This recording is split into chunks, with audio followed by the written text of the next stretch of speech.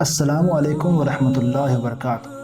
الحمدللہ والصلاۃ والسلام علی رسول اللہ، اما بعد۔ ناظرین،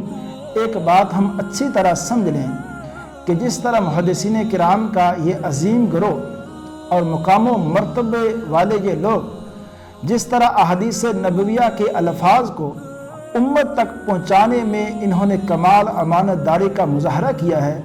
اور ان کی یہ کاوش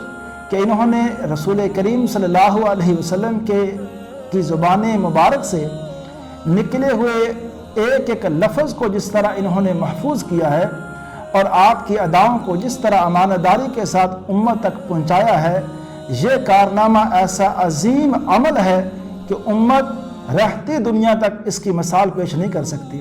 اور امت نے متفقہ طور پہ اس بات کو ماننا اور تسلیم کیا ہے کہ محدثین الفاظ حدیث کو جمع کرنے میں اور امت تک آگے منتقل کرنے میں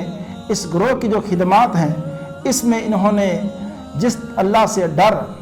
تقوی، طہارت کا جو مظاہرہ کیا ہے اور جس قدر احتیاط کے ساتھ انہوں نے کام کیا ہے، اس میں یہ علم میں راسخ بھی تھے، اللہ سے ڈرنے والے بھی تھے، عظیم مرتبہ مقام رکھنے والے بھی تھے۔ وہ ساری خوبیاں جو ایسے بندے حدیث کو جمع کرنے والے بندے میں ہونی چاہیے، وہ ساری خوبیاں اس گروہ کے اندر موجود تھیں۔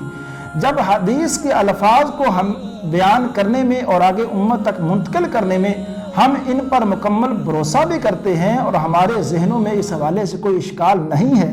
تو لازمی طور پر ناظرین یہ بات سوچنے والی ہے کہ جو الفاظ حدیث جن محدثین نے نقل کیے ہیں، جمع کیے ہیں، اپنے بڑے شیوخ سے، محدثین سے سنے ہیں، ان کو سمجھ کے انہوں نے لکھا ہے، اور جہاں جہاں جو جس حدیث کی وضاحت چاہیے تھی انہوں نے کی ہے، تو جو کام جن محدثین نے کیا ہے تو اپنے بیان کردہ الفاظ کی سب سے پیاری اور سب سے اچھی جو شرح ہے،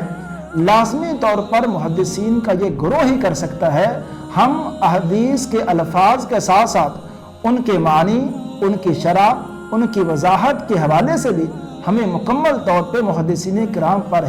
ہی اعتماد کرنا چاہیے، اور وہی خیر والا گروہ ہے۔ اسی میں ہمیں وہ وضاحت ملے گی جو خیر والی، بلائی والی، اور اس میں صحیح وہ مثبت نتائج ہر حوالے سے ہمارے پاس آئیں گے، اور اسلام کی صحیح تصویر اگر ہم دیکھنا چاہتے ہیں، کتاب و سنت کی صحیح تعبیر اگر ہم جاننا چاہتے ہیں، تو وہ صرف محدثین کی شرح، وضاحت اور تحقیقات میں ملے گی۔